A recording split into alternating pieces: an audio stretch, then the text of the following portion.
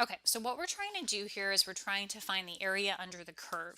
So the idea is you have this curve, so we have this little f of x function, and we want to find the area underneath this curve. All right, now the problem is that we do not have a geometric formula or equation or anything for this type of area. So what people said is they said, hey, we know that the area of a rectangle, we do know that area. And we know that the rectangle's area is the length times the width. So what they said is they said, okay, I have this region. I don't know what the area is for it. So what I'm going to do is I'm going to subdivide the region into little rectangles. And that's going to help because we do know the area of a rectangle. So for example, below here, you'll see that I have I have my little function, which is a parabola, and here I have subdivided it into two rectangles. So please notice that n is the number of rectangles that you are looking at. And we are going to use that term, the n equals the number of rectangles, in the future pages. So n is our number of rectangles. With n is equal to 2, we have some overestimation, some underestimation, over and underestimation. So it's not a very good approximation. So then they said, okay, well, let's let n be equal to 4.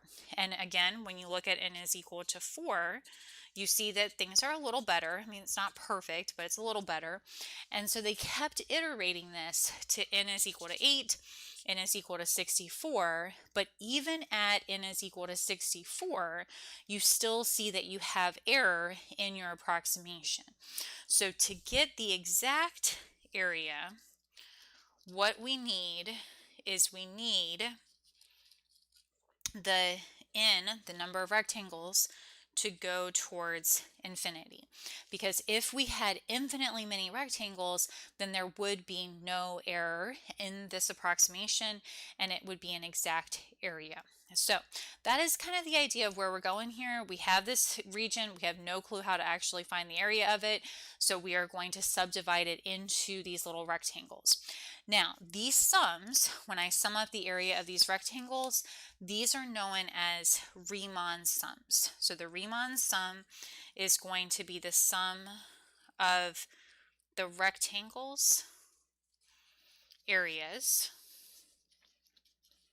And if you take n going to infinity for all these little rectangles, you will get the exact area.